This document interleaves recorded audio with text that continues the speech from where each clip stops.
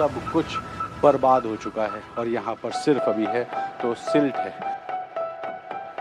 लोगों को कैसे रिस्क ले रहे हैं कि उसी मलबे में स्कूटी लेके घुस गए। 3 दिन बीत चुके हैं, लेकिन जो शवों के मिलने का सिलसिला है वो लगातार जारी है। सामने सिर्फ एक पिलर दिखाई दे रहा है।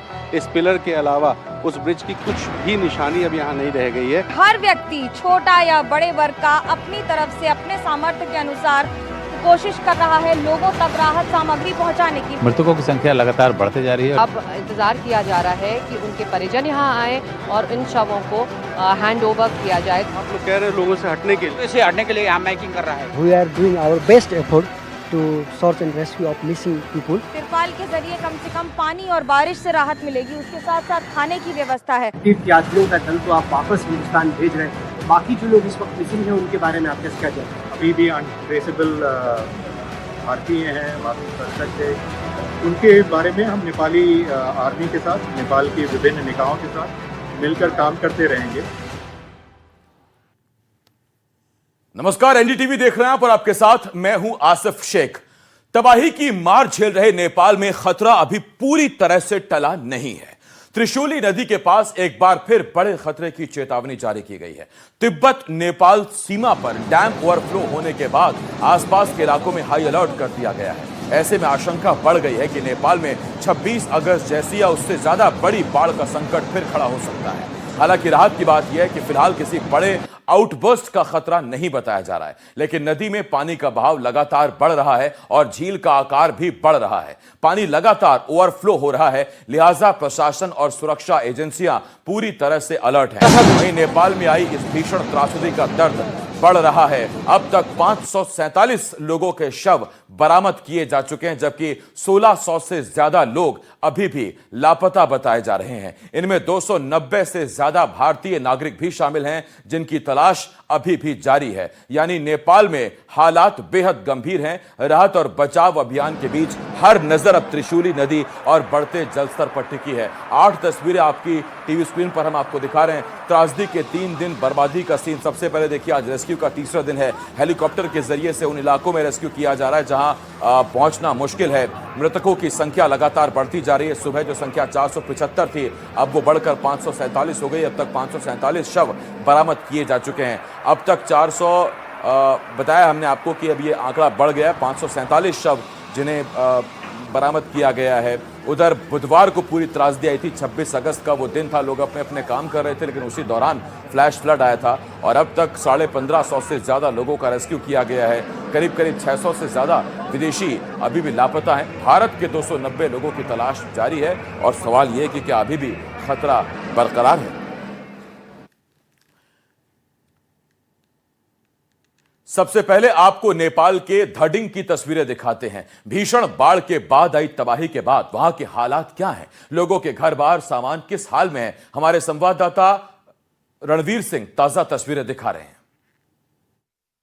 नेपाल में बाढ़ के फिर से अलर्ट आने के बाद जो रेस्क्यू का काम था वो बंद कर दिया गया। ये देखिए, जेसीबी लगा करके जो सड़क पर मलबा इकट्ठा हुआ था उस मलबे को हटाने का काम चल रहा था, लेकिन प्रशासन के अलर्ट के तुरंत बाद इस जेसीबी को हटाया गया और ये जेसीबी अब वापस जा रही है किसी सुरक्षित जगह पे। और सामने जरा सड़क का हाल देखिए, अभी भी जो बुधवार में बाढ़ आई थी उस बाढ़ में ये जो सिल्ट है, ये सारा सिल्ट यहाँ उस हाईवे पर जमा है जो हाईवे काठमांडू की तरफ जाता है। और इस हाईवे के ठीक बगल में जितने घर हैं, इन सारे घरों में बाढ़ का पानी घुसा था। लोग यहाँ से हटा दिए गए, लेकिन उनका सामान जो है वो सब बर्बाद हुआ। और यहाँ आप अगर स्थिति दिखाएं हम आपको कि रेस्क्यू का काम रोका गया है। सामने अभी इस वक्त गाड़ियाँ वगैरह नहीं जा सकती हैं और हम यहाँ आपको घर के अंदर लेकर के चल के दिखाएंगे कि आखिर घरों का हाल क्या है। यहाँ देखिए, ये पानी का लेवल लगभग इतना ऊपर तक आया था और यहाँ आने के बाद ये जो घर हैं, इन घरों के अंदर अभी भी किस तरह से सिल्ट जमा है, ये आप इन तस्वीरों के ज़रिए समझ सकते हैं कि ये देखिए घर का सारा सामान बर्बाद हुआ। सारा सामान यहाँ पर लोगों का बह गया। घर के अंदर अगर मैं जाके देखता हूँ तो जो फर्नीचर्स वगैरह पड़े हैं, सब कुछ बर्बाद हो चुका है और यहाँ पर सिर्फ अभी है तो सिल्ट है। तो इस तरह से रेस्क्यू का काम रोक दिया गया है। बाकी सारे घरों की तस्वीरें भी देखिए कि लोग उम्मीद कर रहे थे कि रेस्क्यू चलेगा और रेस्क्यू चलने के बाद जो है लोगों को कुछ सहूलियत मिलेगी, लेकिन फ़िलहाल एक और अलर्ट के बाद यहाँ पर ये देखिए गेट भी नहीं खुल पा रहा है। यहाँ इतनी ज़्यादा सिल्ट है और घर के अंदर का ज़रा सिल्ट हम दिखाने की अगर कोशिश करें तो ये देखिए पूरे दरवाजे जाम हैं और अंदर तमाम जो घर का सामान है वो सब कुछ पड़ा हुआ है।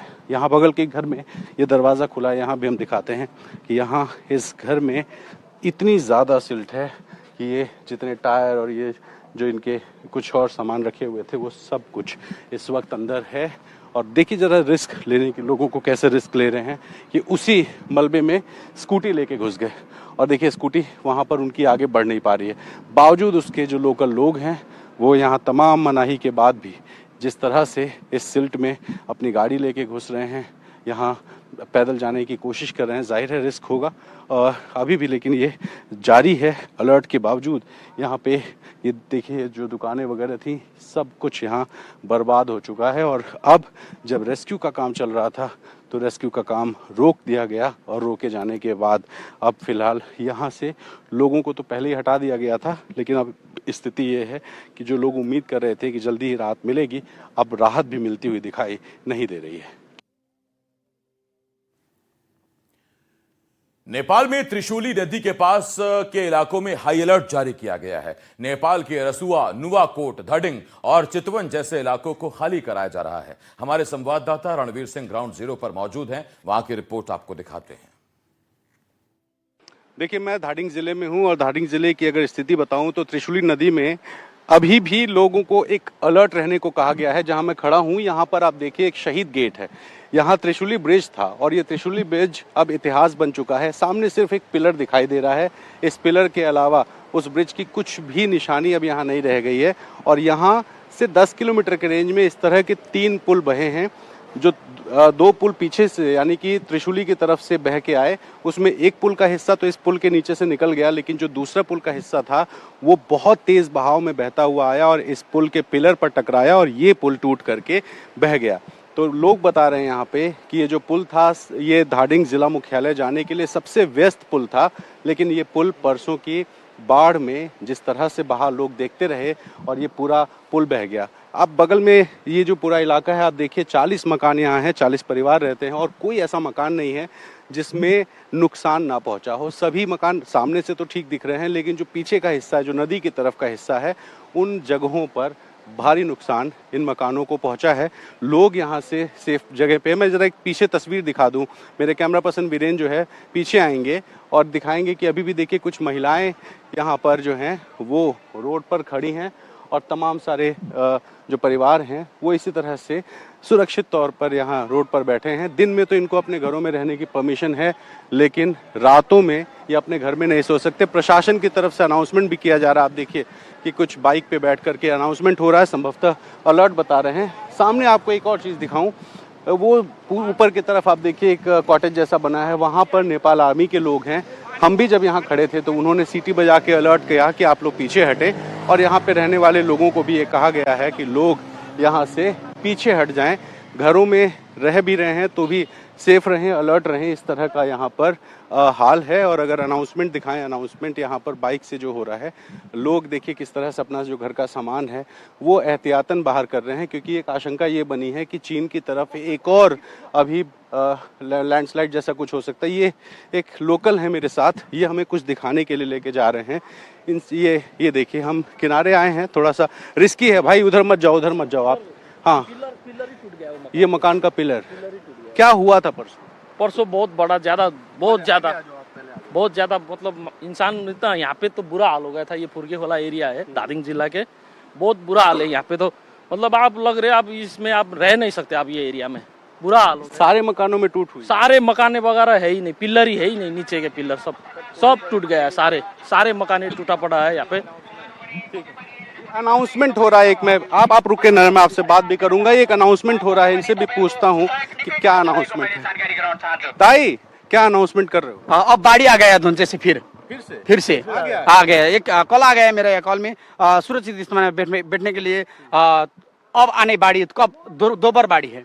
आप लोग कह रहे हैं लोगों से हटने के लिए? से हटने के लिए हम माइकिंग कर रहा है, हम स्थानीय युवा से हम पहल कर रहा है, निःशुल्क भोजन का व्यवस्था कर रहा है। हम ये सब लोग को आप कह रहे हैं अभी हटे यहाँ से? सब लोग हटे। देर में आप बाढ़ आ सकते? अब आने बाढ़ी 2-3 घंटे में आ सकता है बाढ़ी यहाँ पे। तो ऊपर फिर बादल फटाएगा। हाँ, धुंचे में फिर बादल फट गया है कि 50 लाख घन मीटर 50 लाख घन मीटर पानी है। ये आप लोग को मैसेज सरकारी तौर पे आया है? चाइना ने एक दैनिक पत्रिका से बताया है 50 लाख घना मीटर पानी है वो ताल में। वो ताल फुटकर 72 घंटा में इधर आता है। वो देख ले, सेना ने से फिर माइकिंग कर रहा है। हम युवा सर्कल से हम फिर माइकिंग कर रहा है सुरक्षित स्थान में। आप लोग क्या अनाउंसमेंट कर रहे हो, करके दिखाओ। सम्पूर्ण आमा बुवा तथा दाजुभाइ दिदीबहिनीहरू हाम राजधानी से नजिक रहेको जिल्लाबाट हामीले सुरक्षित स्थानमा हामीले स्थानान्तरण गर्नको लागि सम्पूर्ण फुर्के खोलावासी आमा बुवा तथा दाजुभाइ दिदीबहिनीहरूको लागि हामीले सुरक्षित स्थानको लागि हामीले एउटा समन्वय गर्दै आएका छौँ। हामीले एउटा युवाको नाताले निशुल्क भोजन पनि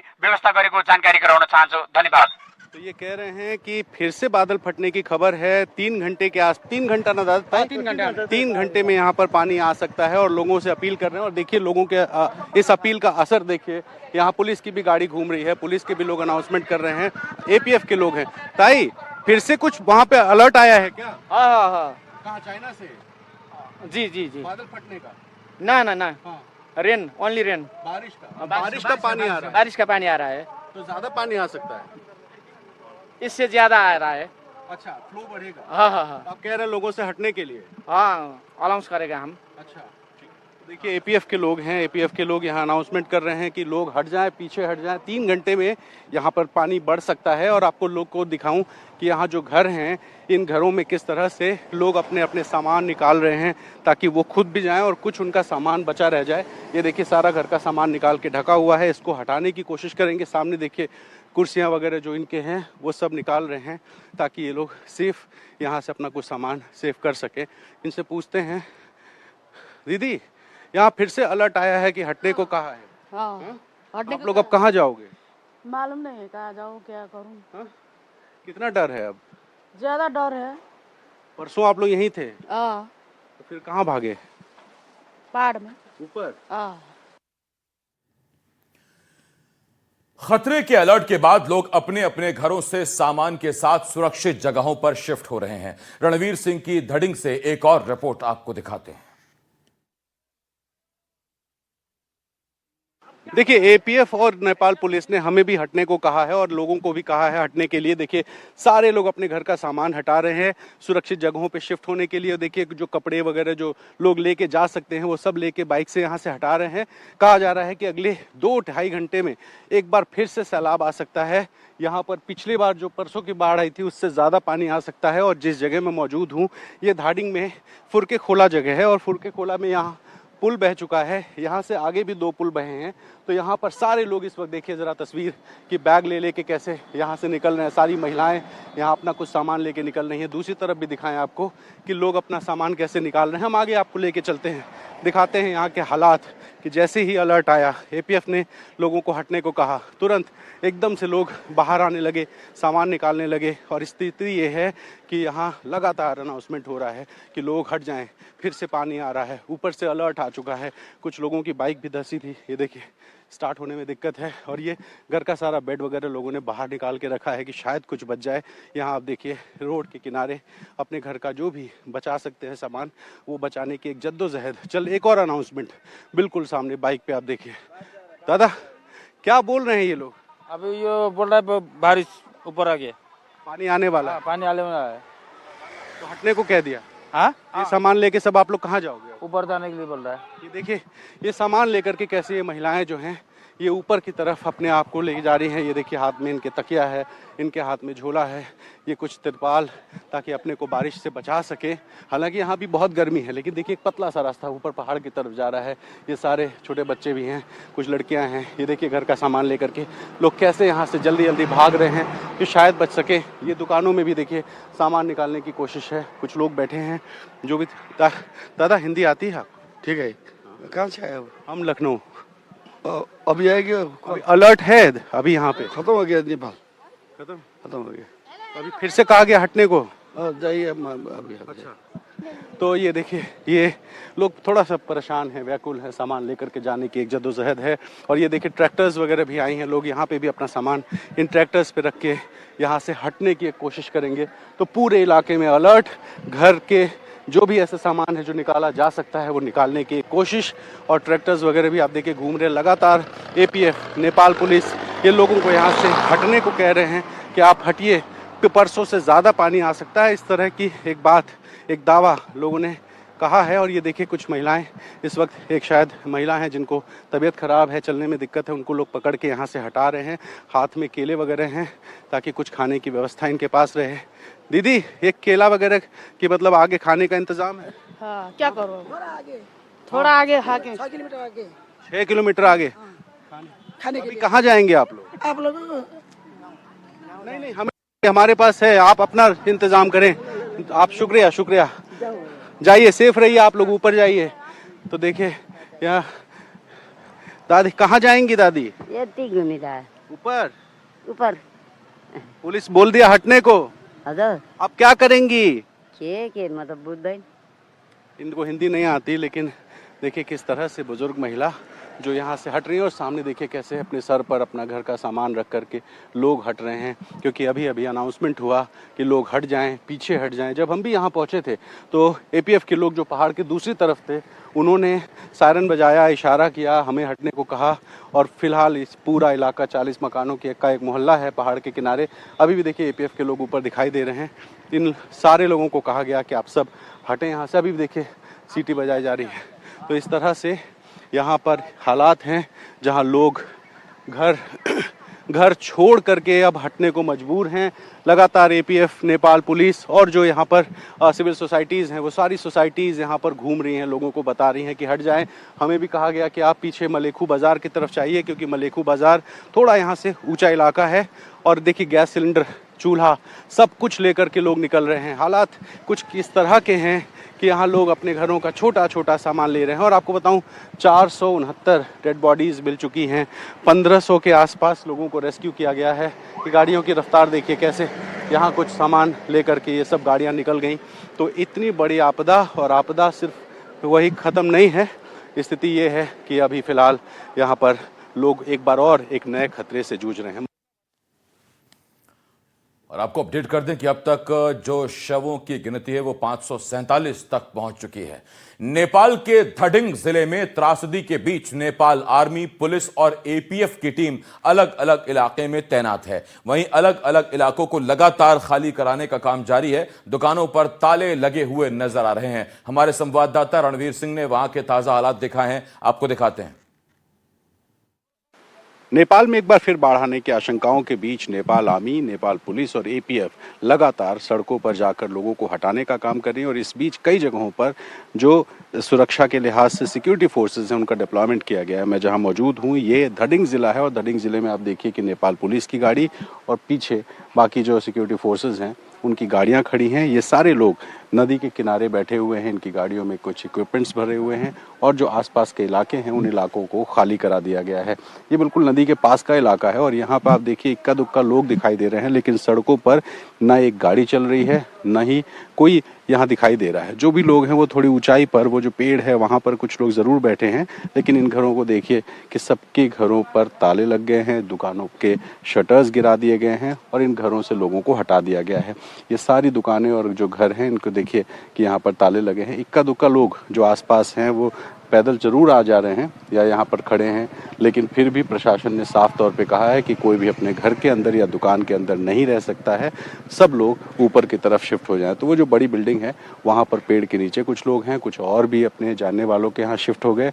और नेपाल इसके जो सिक्योरिटी फोर्सेस हैं, सिक्योरिटी फोर्सेस के लोग भी यहाँ पर बैठे थोड़ी सी ऊंचाई वाली जगह पर बैठ करके मॉनिटरिंग कर रहे हैं कि नदी का जो स्तर है वो कितनी देर में बढ़ता है, कितना ज़्यादा बढ़ता है। और देखिए ये जो तमाम लोग हैं ये अब यहाँ से निकल रहे हैं। यहाँ पीछे आप मेरे पीछे की तरफ आप देखेंगे यहाँ नदी है और ठीक नीचे एक टूटा हुआ पुल भी है, वह जो लोहे का यहाँ झूलनी पुल बोलते हैं, यानी झूलने वाला जो पुल है वो टूटा हुआ सा दिखाई दे रहा है। मैं आपको आगे लेकर के चलता हूँ और दिखाता हूँ कि जो लोहे का पुल है वो किस तरह से बुधवार की बाढ़ में डैमेज हुआ। और उसके डैमेज होने के बाद यहाँ पर अभी फ़िलहाल सिक्योरिटी के लिहाज से तमाम जो जवान हैं वो जवान इंतज़ार में नदी की मॉनिटरिंग करते हुए दिखाई दे रहे हैं। तो यहाँ देखिए नेपाल पुलिस के लोग ऊपर हैं और नीचे की तरफ वो देख रहे हैं कि जल स्तर कितना बढ़ा।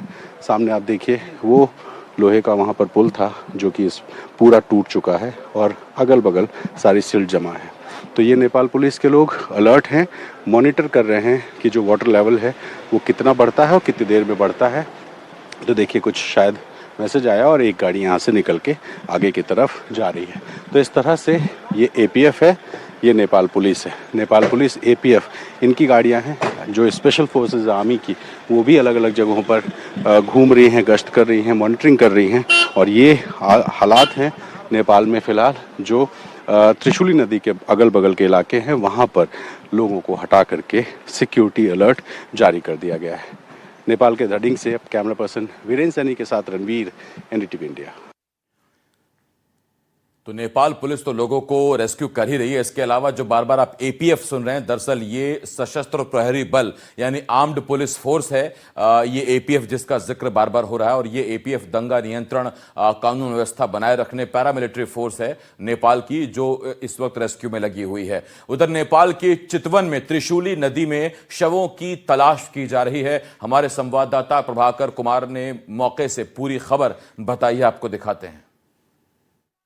3 दिन बीत चुके हैं लेकिन जो शवों के मिलने का सिलसिला है वो लगातार जारी है। काठमांडू से लगभग 2 घंटे की दूरी पर नावाटोल में जहाँ पर एक घटना हुई, उसके बाद से त्रिशूली नदी जो है लगभग बहुत ज़्यादातर जो शवों को बहा के तराई इलाके में ले आई।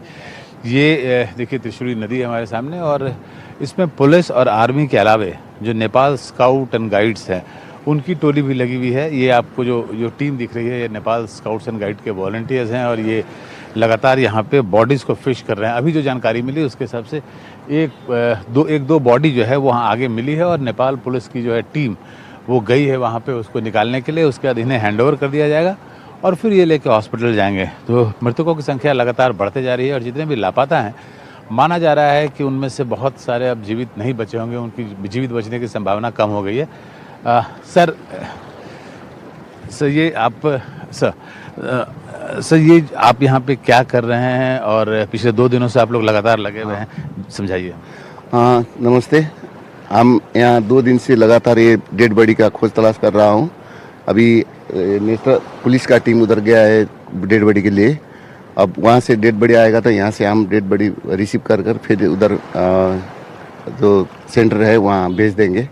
तो घटना तो यहाँ से बहुत दूर हुई है लेकिन बॉडीज बह के यहाँ आ जा रही है। हाँ ये फैलावट जमीन है ना यहाँ, वो तो दोनों भीड़ है दो, उसके पास से बहुत करंट आता है लेकिन यहाँ से करंट कम है, इसलिए यहाँ जो फैला हुआ है किनार में आ जाएगा तो बस उसको ग्रिप करेंगे। तो बॉडीज मतलब जो डेथ हुआ है उसका से बॉडीज यहाँ आ रही है और नॉर्मली बॉडी जो है किनारे लग जाती है। हाँ किनारे लग जाता है लेकिन यहाँ तो फैलावट है ना इस इलाके में, इसलिए यहाँ से वो फैलावट में बैठता है, इसलिए वहाँ से हम। अभी तक में कितनी बॉडीज आप लोग निकाल चुके हैं यहाँ से? यहाँ से हो सके 100 ज़्यादा है, अभी 150 से ज़्यादा ही है और अभी उम्मीद और है कि बहुत बॉडीज और अब हो सकते हैं क्योंकि ये इसमें है ना, इसमें कीचड़ है, वो कीचड़ में फंस चुका है, इसलिए अभी भी वो निकल जाता है, अभी भी निकल जाता है।